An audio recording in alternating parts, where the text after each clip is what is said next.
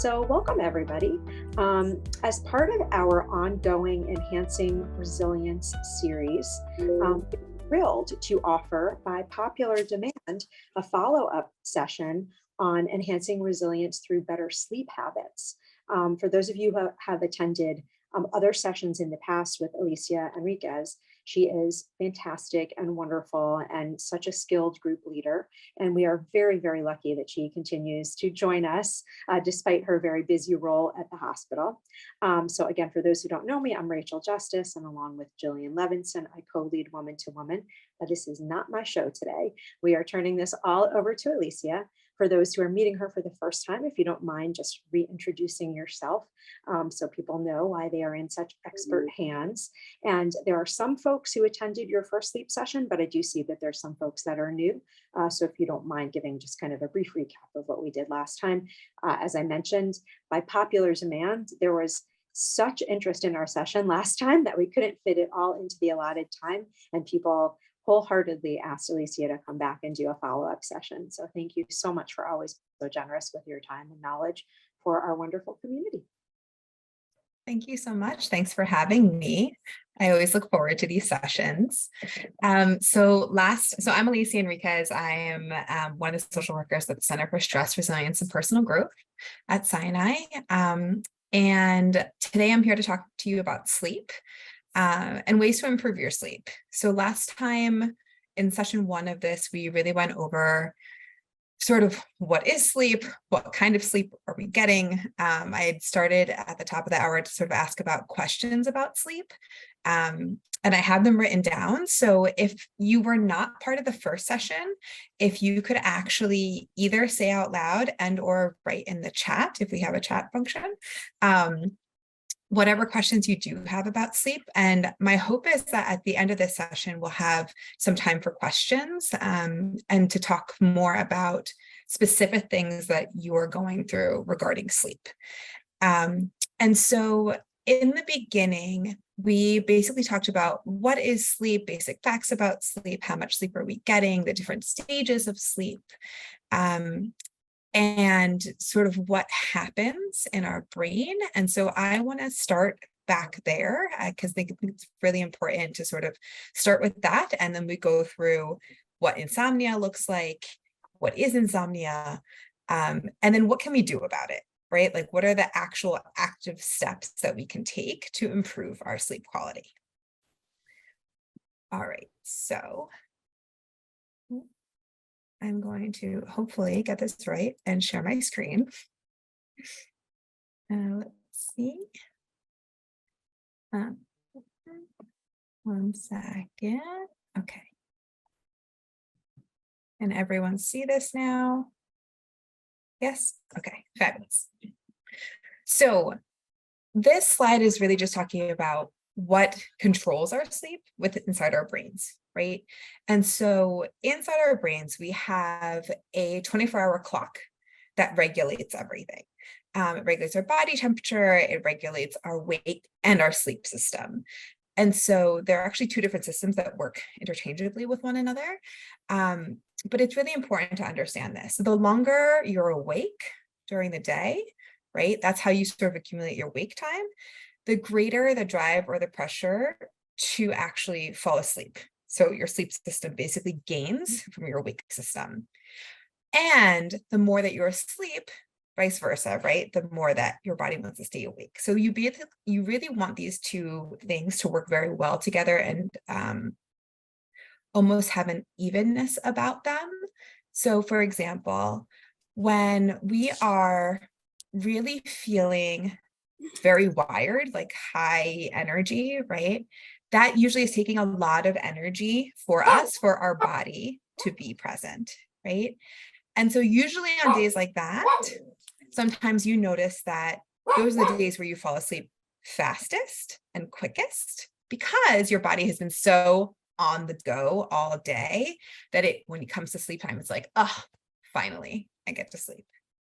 Alternatively, sometimes when we're still like up, our body doesn't really understand that, like, no, now it's time to go to bed.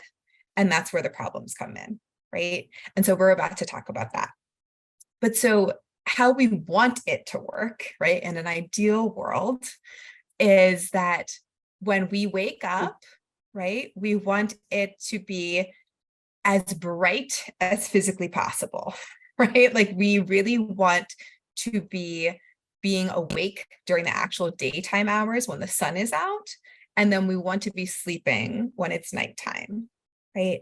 And actually, when I do this presentation with hospital staff, I also recognize that some people work during the nighttime and actually aren't able to keep up that sleep pattern.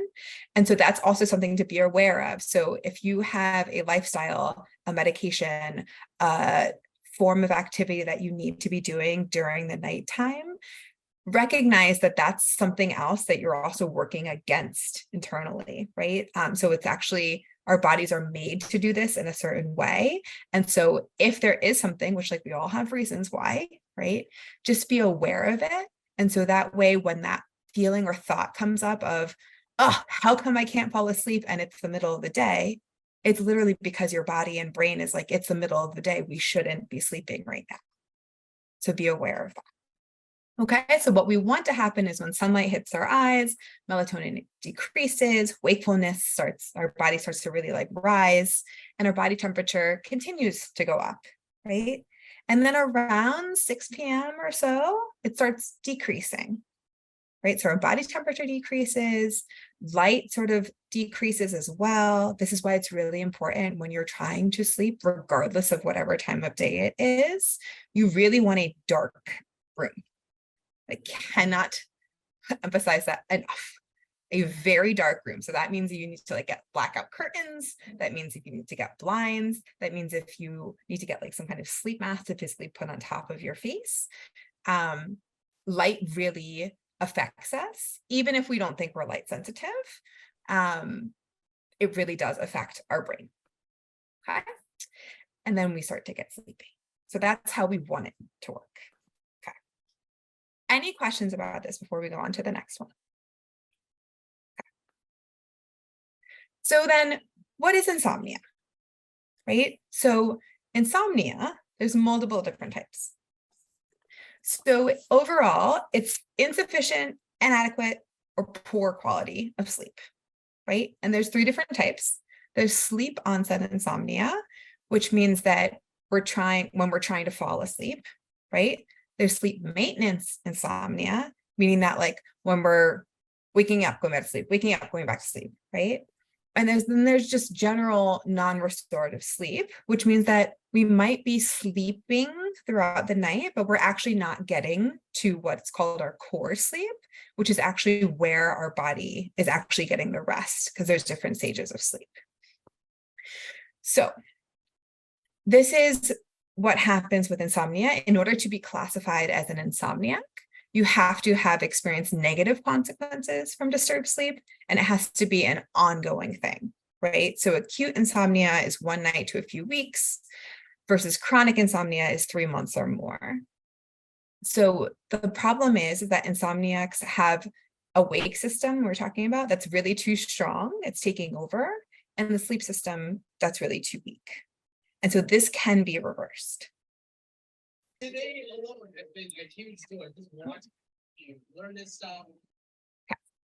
So how insomnia evolves into chronic insomnia is through a bunch of things. So it's also important to recognize that not being able to sleep for a few days or a few weeks is totally normal if there is something stressful going on in your life. We are all human. We all have stress at all different times in our lives. And so it's really, really important to recognize if you are undergoing something stressful, and I would definitely qualify having a cancer diagnosis as stressful, that it makes a lot of sense that your body is going to feel stress, and therefore your sleep and wake cycle can be off, right? So a lot of this is also giving yourself grace, of allowing yourself to recognize, like, you know what, I'm not getting my optimal X, Y, or Z because right now I'm going through a special period in my life, right? That's also super important to recognize. So Short-term insomnia can develop into long-term insomnia, chronic, right? As a result of these couple of things. One, worrying about sleep loss. Number one reason as to why we continue to really get poor sleep is that our brain is really, really strong, right? In terms of these thoughts of like, I should be sleeping more. How come I'm not sleeping? Why am I not falling asleep at this moment? I really need to be getting 7 to 9 hours of sleep per the general public, right? Like all of these rules and regulations that we've told ourselves that we worry about consistently. And when we're worrying about something consistently, it actually makes it very difficult to fall asleep. And so it then like creates this chronic pattern of us not really sleeping. Another thing is associating the bed with wakefulness. So this is also really important because we mostly live in New York City or any kind of city in general. And a lot of the times we have very small places that we live in, right? I know people who live in studio apartments, who share bedroom spaces, who share room, like wherever you're living, right? And if we use the bed for something other than sleeping and or sexual activity, then we're actually teaching our brain to be awake when we're in bed. So that means if you're using bed to watch TV, if you're using bed to just chill out and lounge and scroll on your phone, if you're using bed to like hang out with friends and family, you're teaching your brain, oh, bed is for everything, not just sleeping. And this is actually the number one thing that if you change that, your brain really does create a new pattern of behavior of, oh, we're only going to this area of the room or the apartment for sleeping purposes. That's really important. Spending excessive time in bed, right? So like spending way too long, right? Of time in bed physically, right? Now, this is not staying like in the bedroom, right? I know a lot of people who like, especially working from home, like have an office space inside the bedroom. Like there's really no way to get around this. But the bed itself is really important, that if you really want to focus on sleep and better sleeping habits, to tell yourself that it's off limits unless you are sleeping and or engaging any kind of sexual activity, like fun stuff, right? Trying to force yourself to sleep is another thing, right? Again, when the shoulds come up, we're laying awake at night saying like, I need to be up by 7 a.m. to go to this appointment, and it's already like 5 a.m.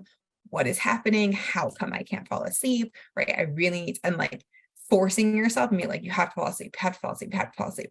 That usually doesn't work, right? Because we're putting a lot of pressure again on ourselves to do something that our brain is just not interested in doing at that moment. And so we're going to talk about what can we do in those instances. And then the last thing is engaging in disruptive sleep behaviors. So such as like getting up regularly, right? So one of the questions that someone had was like, how do I prevent myself from like getting up and going to the bathroom throughout the night, right? And that's a really great question, because our body is going to do what it wants, right? Like we don't have power over that, right? But we do have power over when we last eat something, when we last drink something, right? And to become aware of how long it takes our body to either process that food or process that drink prior to going to bed, right? And so we want to teach ourselves, again, to get out of the habit of just doing something because we're used to it, right? We want to teach ourselves new habits of, okay, if I know that I'm interrupted at 2 a.m. by having to go to the bathroom, then maybe I'm going to count my hours back and say, like, to myself, when was the last time I ate something? When was the last time I drank something? Can I shift that, or can I lessen it so that there is less probability of doing that, right? And sometimes there is, and sometimes there isn't, right? And so I also know that certain medications, right, like make us go to the bathroom more often or make us have like the urge to get up more. And so that's also something to be aware of and give yourself grace around, right? Also to acknowledge that Getting up in the middle of the night to go to the bathroom, you're not the only person in the universe who does that, right? And to know that you can get up in the middle of the night and go to the bathroom and then go back to sleep. And that's not problematic, right? Where it becomes problematic is if then you're lying awake, being so awake and telling yourself, like, I have to go to sleep, I have to go to sleep, I have to go to sleep. And or you're yelling at yourself for getting up, right? So that's what we want to try and change. Any questions about this?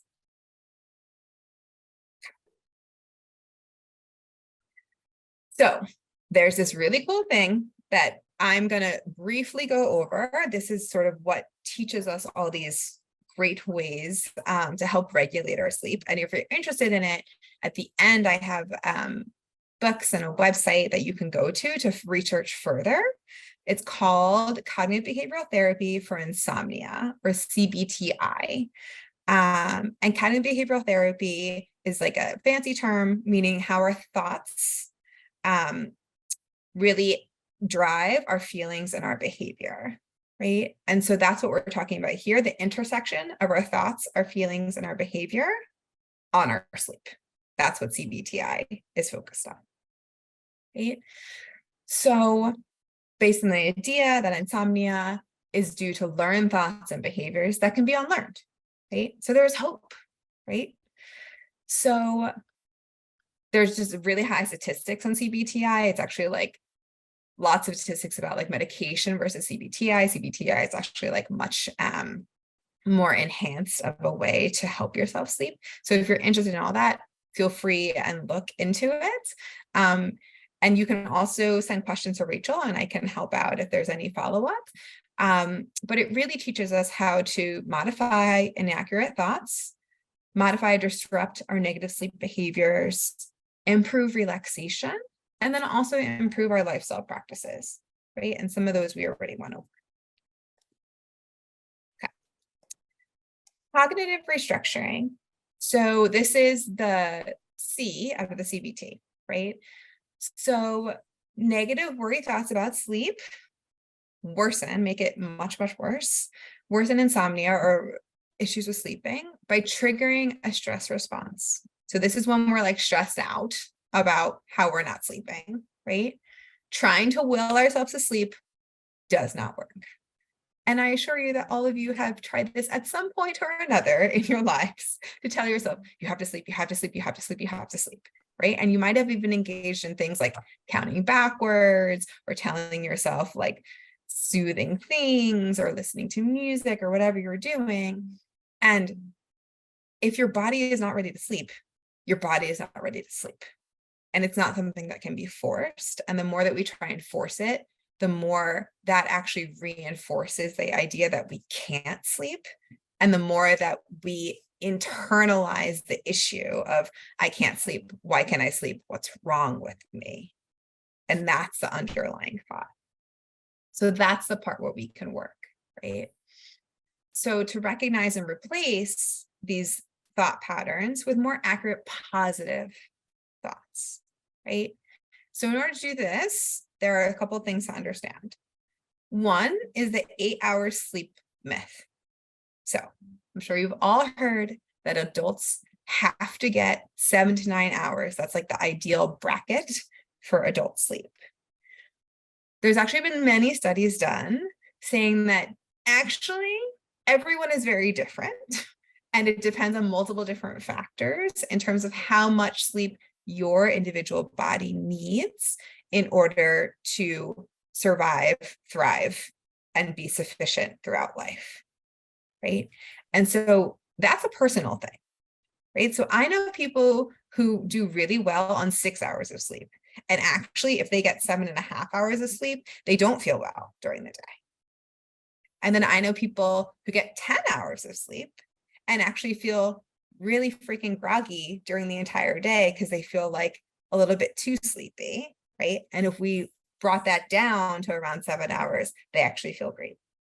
So you really have to play around with your schedule to figure out how many hours is it for you that really works well for you, right? And that's based upon when you're sleeping throughout the day. So we already talked about, like, if you're trying to go to sleep during different times of day, it's going to be more difficult just based upon our biology, right? So be aware of that. One of these things that is really cool now that we have all this special technology that can track our sleep, right? Like a Fitbit, an Apple Watch, these things actually tell us how many hours of sleep we're getting. And then actually, if you click on them, they tell you what kind of sleep you're getting during that time period, which is actually really cool. And there's like a lot of studies about that. So you can look into that on your own. The next part is sleep loss versus daytime performance. So we tend to have this thought of like, if I don't get X amount hours of sleep, then my day is going to really stink tomorrow, right? Like this is something that I have definitely thought throughout my life. Like I need to get at least 7 hours of sleep or tomorrow is going to be awful, right? And then if I wake up multiple times in the night, or if I have trouble falling back asleep when I wake up, or if I have trouble falling asleep in general, then I'm constantly putting this pressure on myself to continue sleeping, right? And I'm constantly thinking, oh, tomorrow's going to be awful. Tomorrow's going to be awful. Tomorrow's going to be awful. And that actually becomes a self-fulfilling prophecy, because then I wake up and I'm like, tomorrow is awful, right? Like I've already told myself that that's the way it's going to be. And so actually, if we change it and reverse it and say, you know what, I'll be okay. Tomorrow will be okay day, regardless of how many hours of sleep I get, then we have released the pressure a bit, and maybe we can have a better day. Core sleep is another part. So core sleep, again, I'm not going to go into all the science of everything, but core sleep is basically a certain amount of sleep that we need in order to restore. So it's restorative sleep, right? This is where the body actually like takes care of itself, I would say, is like the best way to describe it. And core sleep is only a very small percentage of our sleep. Like I Googled it before this and it was somewhere between like 10 to 13%. That's not a high percentage, right? So if you're sleeping 8 hours, that means like an hour to hour and a half is what you're looking for. 1 hour, right? So think about how we think about sleep and how we need the X amount of hours, but actually in reality, it's only this like very small thing that we actually need. When I heard that, I was like, oh, right? Like that changes my mindset in terms of like, okay, so my body actually wants this core sleep. And so that means it's going to try everything within its power to get it. And as long as I can tell myself that I'm trying to get this core sleep, I can sort of let everything else go, regardless of how many hours of sleep I'm getting. The next part is perceived versus actual sleep, right? Like a lot of the times we think like, I only got 4 hours of sleep last night. Usually we're off, right? Usually it feels like we didn't get as much sleep as we did, but in actuality, we usually get more sleep. And then the last part is insomnia and daytime mood. Again, very much similar to the daytime performance, right? Of like, tomorrow's gonna be crappy, I'm gonna feel awful, I'm gonna feel worse, I'm gonna feel sleepy, right? Again, self-fulfilling prophecy that comes in. If you tell yourself you're gonna feel some way, you are gonna feel that way because your brain is very powerful. Yeah. So these are the thoughts, and then what we can replace them with. So the thought of, I will never fall asleep, right? Also, something within these thoughts is really important to recognize. The never, when we use extremes, always and never, it's a thought, it's not actually reality, right? Because we really don't live in the world of black and white, we live in the world of gray. So whenever you find yourself or catch yourself saying, I always or I never, that's not true, right? So it's a thought. So once you recognize it's a thought, then you can start working with it. So I will never fall asleep. We can replace that with, my brain wants to obtain my core sleep, right? The core sleep, again, being that very small amount of time, right? I will never fall back to sleep if I wake up in the middle of the night. Again, Replace it with, it's normal to feel alert in the beginning of sleeping, and drowsiness will soon follow. See how that's different than I'll never fall back asleep. I'll never fall back asleep. I'll never fall back asleep. I'm always going to be awake. Right? It's very different way of thinking of like, this will then happen. Again, if we tell ourselves this will happen or this won't happen, our brain is like, cool, that's what we're going to do. Right? So if we say drowsiness will soon follow, then our brain is like, okay. Oh, okay. That's what we're going to follow. That's what our goal is. The next one, I will not be able to function tomorrow. Replace it with, my performance will not be significantly impacted if I get my core sleep. Again, that very small window. The worst that may happen is I'm in a bad mood. Right? Worst possible scenario, you wake up and you decide that I'm still annoyed and pissed off or whatever, or upset that I didn't get the amount of sleep that I wanted. And so now I'm going to spend the rest of my day like just feeling crappy. Right? Like, okay. Scale of 1 to 10, like how horrible is that? Right? So put it in perspective. I must get 8 hours of sleep. Sleep requirements vary from person to person. I barely slept last night. I'm probably getting more sleep than I actually think I am. So I'm going to pause for a second here and see, what are your thoughts about this?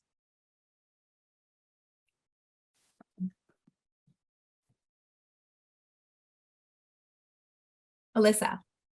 I just had a question. I don't remember if I've asked you this before or not, but if you have to take any kind of sleep medications to sleep, are you able to get that core sleep that you need for the restorative sleep, or is that a totally different type of sleep if you can't sleep on your own? So that's a good question. So I'm not a psychiatrist, so I don't prescribe meds, but what I can say is that CBTI and sleep medications can definitely be taken in conjunction. So they can help one another, and you are able to get this core sleep that I'm talking about. It's not like a one or another. So yeah. Okay, that's good to know. Thank you. Yeah. Mm-hmm. Any other questions or thoughts about this? Do we find it helpful? Do we like it? Do we hate it? Have we heard it before? I think it's really helpful. I think that in a way it takes some of the pressure off the whole mentality, because I am definitely one of those guilty people who lies there saying, I wonder what time it is now. I'm still not sleeping. That means, it's almost like a timer going down. And I think that idea of the core sleep being the sleep that you really need is actually almost empowering, and saying, look, it's not about how many hours. It's, if you can get that, then you're good. And, and the rest is obviously helpful, but it's not, this certain amount of time. So I think this is a really helpful model. Yeah, I totally agree. That really changed how I viewed sleep. I was like, oh, okay, cool. Right? Like, I don't have to worry about, they actually describe it as like bonus sleep, like all the rest of the sleep that we get. I was like, that's actually pretty cool. So yeah. Okay. Alyssa. Sorry. Yeah. So if you get like a sleep tracker, is there a way that it will know whether it's doing the core restorative sleep, or what is that? Is that like REM sleep, or what stage of sleep is that? So I tried to look this up before this because I knew that was going to be a question. So Apple Watches actually say core sleep, but it's reversed. It's actually not what we call core sleep in this model. That's like the extra sleep. So it really, the short answer is I honestly don't know. I looked at my Fitbit before this too, and like, we're really talking about more deeper sleep, right? I'm just going to pull it up and see if it says it. So like if you have a Fitbit, right, it'll say like time asleep, deep and REM, or restoration. Those are like the 3 categories it gives you. So we're really talking about like the deep REM sleep, right? So yesterday I got an hour and 11 minutes. Go me, right? So like got my like a core, right? So I'm not exactly sure. I don't have an Apple Watch, so I don't know what it like how it defines the categories. But when I Googled it, it said the core was like the highest amount. And as we know, the core is actually not the highest amount. So just I would say be aware of like whatever the categories are to look further into them and see what they mean. But yeah, sorry, I don't know enough about Apple Watches to know. Sorry, I have Yeah, questions. go ahead. Have you heard of the Aura ring, the AOURA rings? Mm-mm. What is that? It's like another way to monitor your health and sleep. You just wear it, it's like a ring. And I'm just trying to figure out what I need to do. Because I mean, I think a sleep study is probably the next thing I'm going to be having to do. Okay. So, Yeah, I don't know enough about the Aura ring. But I will say that if you're interested in this kind of thing and you believe that it would help you, there is an internet version that you can download and pay for and do yourself. And there's also therapists who specialize in CBTI. And actually, it's a really brief form of treatment. It's between like 5 to 10 sessions total. And they really talk about getting your sleep back on track. A couple of things that we're going to talk about in a few slides. Yeah. Robin, welcome. Yes, hi. Hi. Actually, for the first time, been meditating, and I finally found a meditation that I can do. I always had a big problem with meditating, and since we had, for any, like Rachel knows and anybody else that participated, Emma in for the hypno meditation. So I downloaded a hypno meditation on YouTube. It's a guided meditation.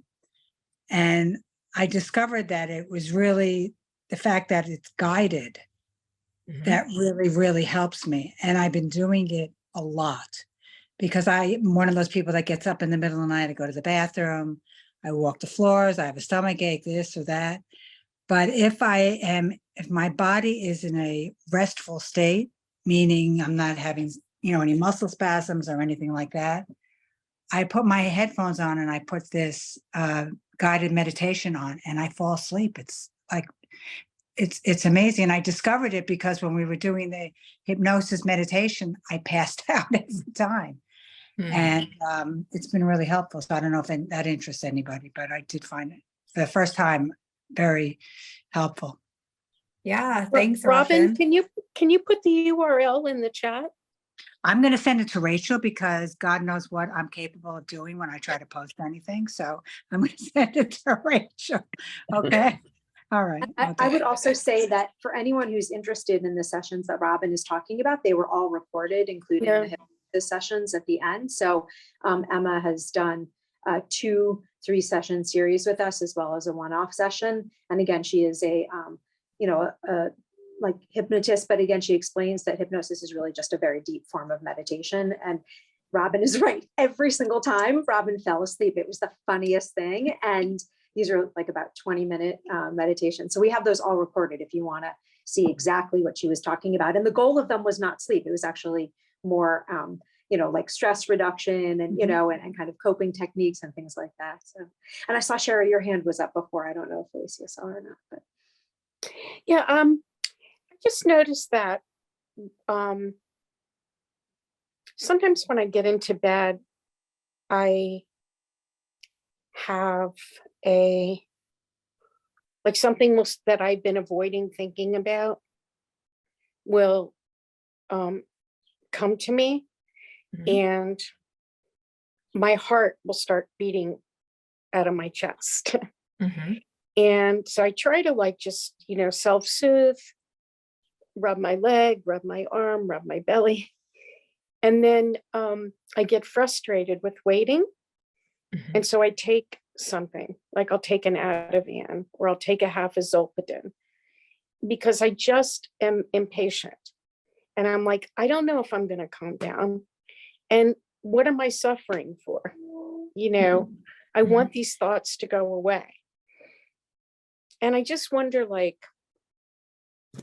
I don't think I'm doing myself any favors by being impatient. Maybe the meditation will help, Mhm. you know, but I don't know. What are your thoughts on that? So it's really, really common that during the day we're go, go, go, go, go, go, go, do, especially New Yorkers, right? Like, and at night, it's actually the first time that our brain catches up to our body.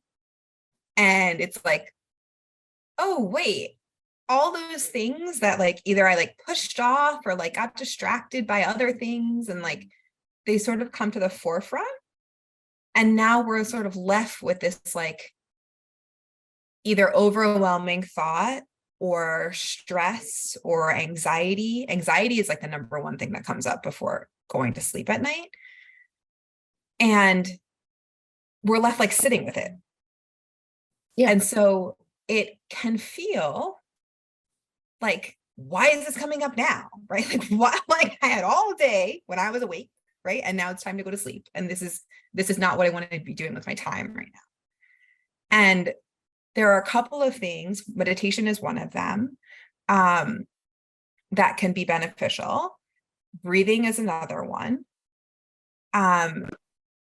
Also, depending on like what's happening in your body, like your heart start racing sometimes, and this depends upon, you know, your mobility, this depends upon like your comfort level, this depends upon where you are.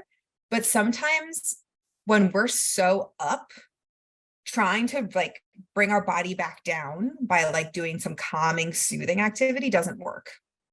And it actually becomes, I know this for myself, I become more pissed off because now the thing that's supposed to be working isn't working. And now I'm just frustrated, right? Yeah. And so sometimes what I'll do is something that like actually gets the body moving again. So like getting up, walking around, doing some like running in place or jumping jacks or something that like actually gets your body active, and or doing some kind of like releasing. So that when I teach this to kids, I teach like uncooked spaghetti versus spaghetti. So like uncooked spaghetti is like really like stiff, right? There's no like breaking, it's very solid. Like, so uncooked spaghetti, you like squeeze everything in your entire body. You squeeze your hands, you squeeze your eyes, you squeeze your butt, you squeeze your muscles, like everything as tight as you physically can. And you hold it for a few seconds and then you release it all. And this can also be done in like progressive, it's called muscle relaxation, right? This can be done progressively, meaning that like doing one thing at a time and then releasing, right? But you can also do it very quickly with your entire body and then release it. And you can do it a couple of rounds and see if you feel any different. And then you can go to something like breathing, meditation, something like that. Because usually our bodies are signaling to us like we're not ready yet. And that's I okay. want to just mention one other thing. I just spoke with a speaker who's going to be doing a series in July with us on tapping. And she actually specifically mentioned that tapping is a technique that some people use. And it seems like it's almost a version of what you're saying, Elicia. Like it's a way of actually taking that out of your body and kind of putting it on the outside, you know, and sort of releasing it, but not in getting up and kind of running in place. So yeah, stay tuned for that. I think it's a really interesting, it's going to be a 3-session series on tapping and the different uses of tapping. And she did mention specifically for sleep issues is one of them. That's awesome. You guys, Rachel gives you like a lot of awesome speakers that I'm like, I want to hear about tapping. That's so great. You can come. She's so cool. Yeah, she's British. She has a great accent. Fabulous. Joan, I know your hand's been up. Oh, thank you. This is very informative. I never realized that if you get your core sleep, then everything else is sort of gravy, to put it that way. And core sleep is about an hour and a half. Is that if you're within like the 7 to 9 hour? Yeah. Okay. Because that's part of my problem is I have Fitbit, so I know what my stages of sleep are, etc. And I've never understood why I could sleep 5.5 hours and, get a score of 74. But if I sleep 7.5 hours, I might get a score of 72. And I think it's the difference between the amount of Mhm. core sleep that Yeah. I had. Yeah. And Exactly. so core is not REM, Mm-mm. it's deep sleep or Mhm. restorative sleep. Is that Yeah. okay? Okay. Thank Yeah. you. It's course. incredible to clear that up. Yeah. Okay. Thank you. So,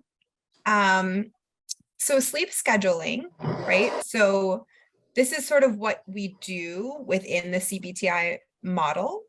And this is also something that, again, everything that we're talking about, you can use within your life, not doing the full model, right? So these are tidbits that you could take away. So again, the greater amount of prior wakefulness, the stronger it is for your body to want to go to bed, right? So that means that if you're taking multiple naps throughout the day, your body is not signaling for you to go to sleep, right? Because your body is like, oh, I've already slept multiple times. And so therefore, I don't really need to go to sleep right now, right? So that's something to think about. Also, the earlier you get up and the later you go to bed, the better sleep you will have because your window of wakefulness is very large, right? So think about, I think about like back in college when I stayed up, I was definitely a procrastinator, stayed up till like 4 a.m. in the library writing my final essay, right? Or whatever. The minute I got back to my dorm room, I passed out because I was up for so long that my body was like, oh, we are totally ready for this, right? So think about that, right? This is not me saying stay up 4 a.m., right? But this is me saying like, just be aware of how long you're actually staying up. So the sleep efficiency is actually what we're looking to is the ratio of how much time you actually spend sleeping versus how much time you allot for sleep, right? So if you're allotting for sleep 8 hours, but you're only getting 5.5, that's 68% efficient, right? And so with this number, the closer to 100% is where we're trying to get, right? Like, and by the way, 100% is perfection and like no one does that, right? So the goal is 85% or higher, right? So that means you want to close the window of how the amount of time that you're like laying in bed and the amount of time you're actually sleeping. You want that to be as equal as possible, right? So how do we do this? Reduce the number of hours that you allot for sleep until your sleep efficiency is improved, right? So that means that if you're allotting 7 hours for sleep and you're only actually getting these 5.5 hours, we're going to only allot 5.5 hours for sleep now, right? You're making it smaller so that your sleep efficiency can increase. And then once that increases, we can actually start increasing how long you get to sleep. But that's the number that you work with in the beginning. Does that make sense? Okay. Also, making up for sleep doesn't work, right? Like there's no like, let me sleep in the next day to make up. Our body doesn't work that way. So the same thing with napping, right? The same thing with like, I got up super early today, so I want to take a 2-hour nap in the afternoon. Also doesn't work, right?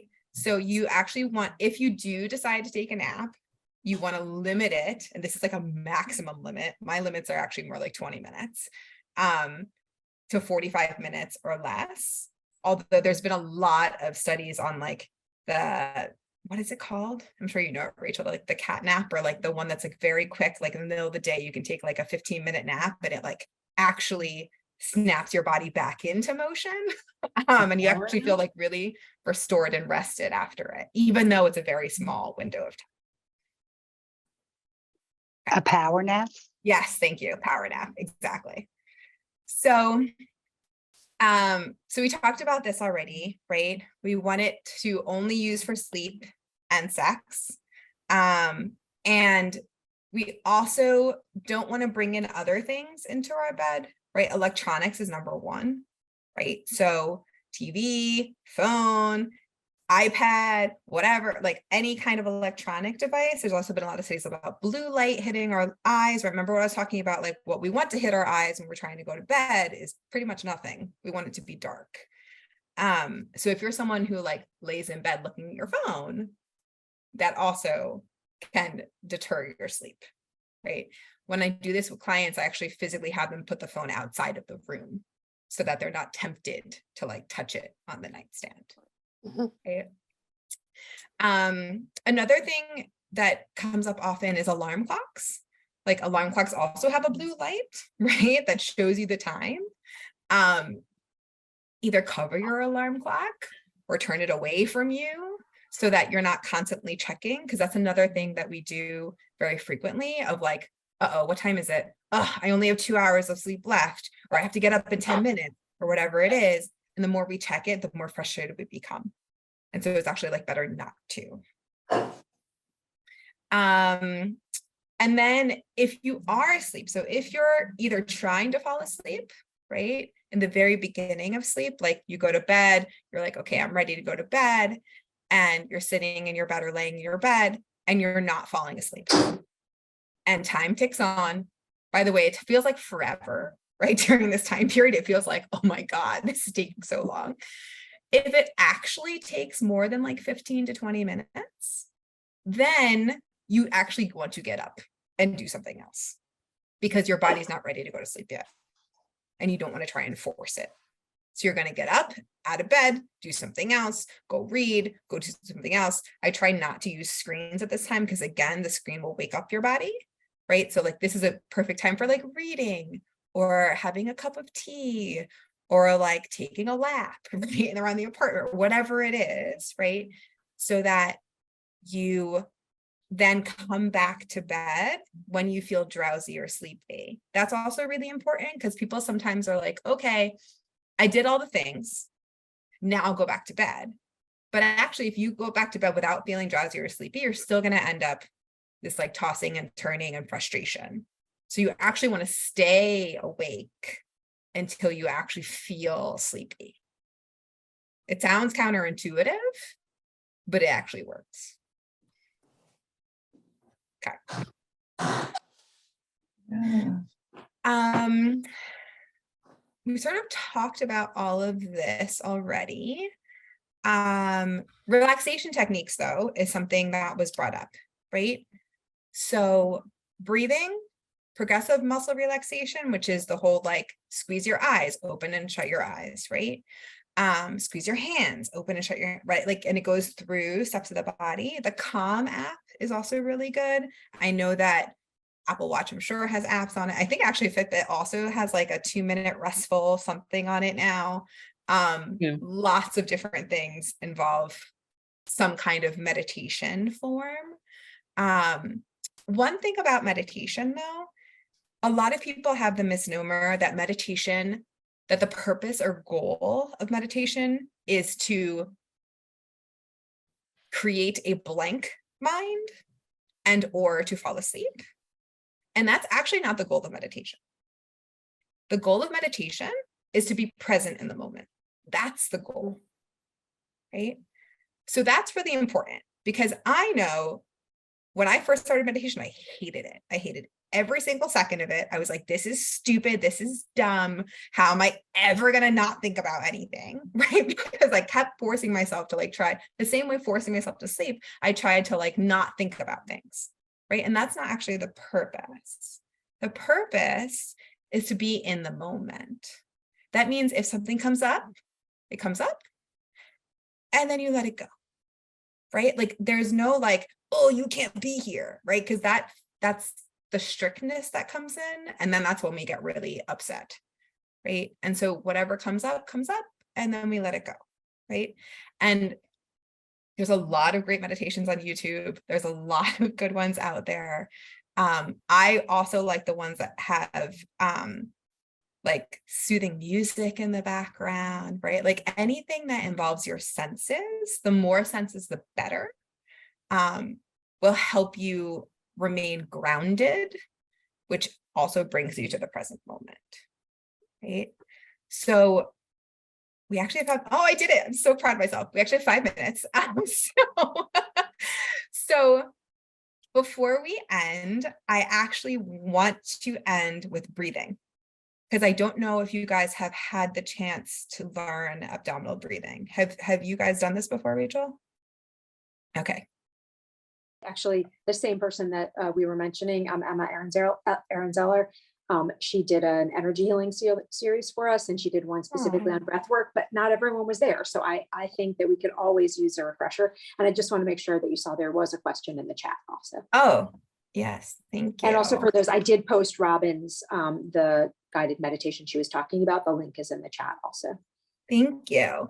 Wendy, thanks for your question. So that has to do with REM sleep, right? So she asked about why 45 minutes limited for naps? Because REM sleep usually takes like an hour plus to get to REM sleep. And once you're in REM sleep, it's really hard to come out of. So in the first part of this series, I talked about the different stages of sleep and like how we go through many cycles of the different stages of sleep. It's not all in one chunk. And so if we get to the part where we get into REM sleep and then we try and wake up out of it, that's when we feel the most groggy. That's when our body is like, nope, I want to keep sleeping. I'm just going to keep sleeping. I'm not interested in waking up. So that's why we're looking to limit it to the 45 minutes. And like I said, I don't really like the 45-minute cutoff. I actually like the 20-minute cutoff. Okay. So I just want to make sure I got through. This is the book I'm talking about. Say Goodnight to Insomnia. 6-week program. You can literally do it on your own. And then sleep hygiene. So we talked about all of these already. Get up the same time. This is also helpful, right? In terms of regulating in a pattern. Expose yourself to bright light when you first get up. You want to exercise several hours before you go to bed. This is also because you want your body to be tired by the time you go to bed. And if you exercise too close to when you go to bed, your body can still be on the endorphins of the exercise and want to stay awake. You want to avoid caffeine, alcohol, nicotine, anything that will interfere with sleep. And then you also want to be lighting up on evening meals. I know for myself, sometimes if I have a really large meal and then I go to bed, my body is like, no, we are not ever going to bed, right? So just be aware of when you're eating. And then the opposite at night, you want to turn off all screens, hopefully 30 minutes before bed, turn off your phone, put it away, right? Quiet, dark, cool room for sleep. This is another thing, especially as we get into like summer months, cool is better. And then try and go to bed same time. And then don't check the clock, right? Okay. And then cbtforinsomnia.com is the internet version of this that you can look into. Okay, so now we are going to do this breathing, and I did not leave enough time for questions. I apologize. But I do want to do this breathing. Could you put the last screen up for a second? Yes. Thank you. Thank you. So a lot of the time, breathing is taught in multiple different ways. The type of breathing I'm going to do with you guys is called box breathing. It's 4 seconds around a box. So you breathe in through your nose, your mouth is closed. When you breathe in, your diaphragm, so the part like underneath your breast, right, is going to go out. And you're breathing in through your nose. When you're breathing in through your nose, you're going to pretend like you're smelling something really good, like you're enjoying it, right? So you're going to breathe in fully. You're going to hold for 4 seconds. You're then going to breathe out through your mouth. Your jaw is going to be dropped. And then you're going to hold at the bottom for 4 seconds. And then you're going to repeat. You're going to do this very slowly and intentionally. And again, the whole purpose is to bring yourself back to the present. So we'll do 3 rounds total, which is less than a minute long. Okay. So get in a comfortable position. Don't worry about counting. I will count for you. You just focus on breathing. You can either have your eyes open or closed. It's completely up to you. Okay? So breathe in.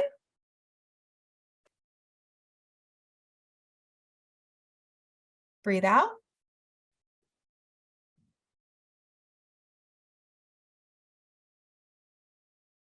Breathe in.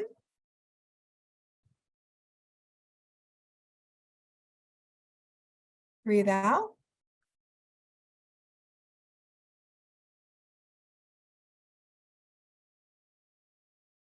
Breathe in.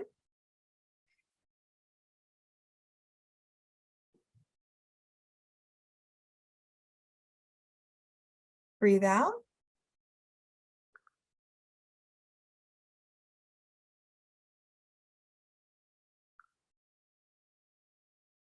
Breathe in.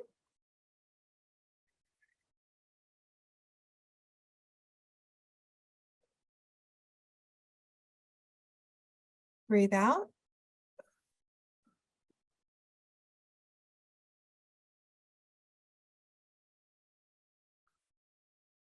Okay. Thank you so much.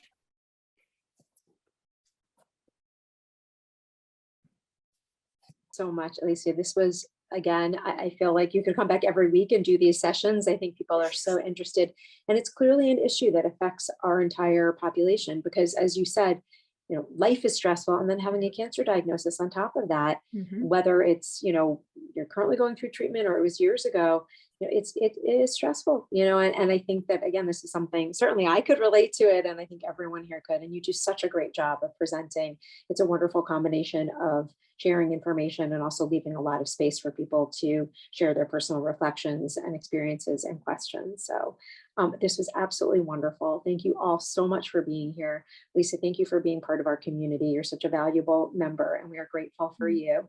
And I wish you all a restful night of core sleep. Yes. Thank you so much. Thank you. And thank you, everybody, for being here. And again, this will be ultimately edited and put in our video library to refer back to. And thank you so, so much.